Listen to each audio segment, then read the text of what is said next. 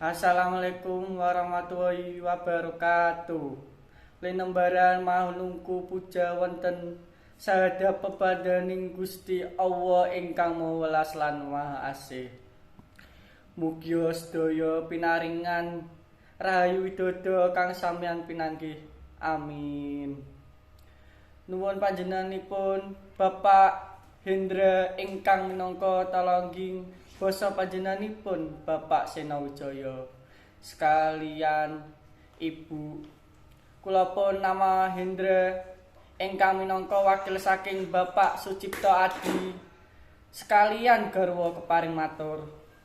Sepisan ngaturaken pambagyan wilujeng sak rawuh panjenengan.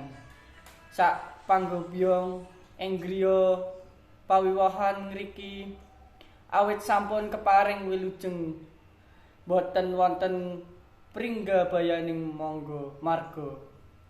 Kaping kalih paringipun salam taklim saking besan sampun kula tampi lan kula aturaken dumateng ngersanipun Bapak Senawijaya sekalian garwa sakeluarga hamangsuli kanthi waosan Waalaikumsalam warahmatullahi wabarakatuh.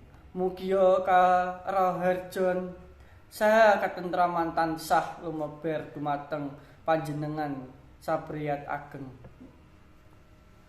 Ugi nyuwun pangapunten kula sakeluarga mbok bilih agenipun ngaturaken suguh kupuh lungguh sarta aru kirang marani panggalipun panjenengan sedaya.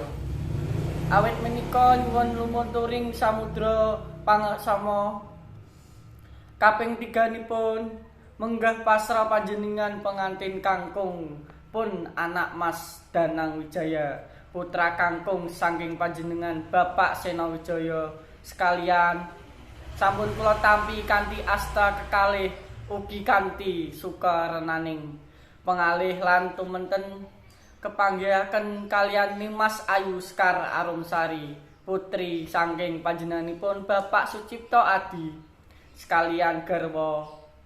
Awit menika kula nyuwun donga pangestu panjenengan mugi-mugi daunipun Sri penganten agenipun mangun bales omah tansah pinayungan sisa kurban berkahing Gusti genya lumampah wonten samudraning anggesa pinaringan wilujeng lancar boten wonten pembesetebak menapa. Mugi Gusti Allah ngijabahi. Amin.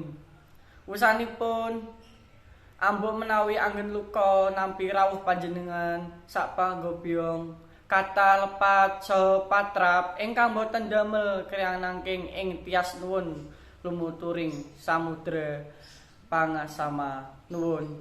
Waalaikumsalam warahmatullahi wabarakatuh. Salam des.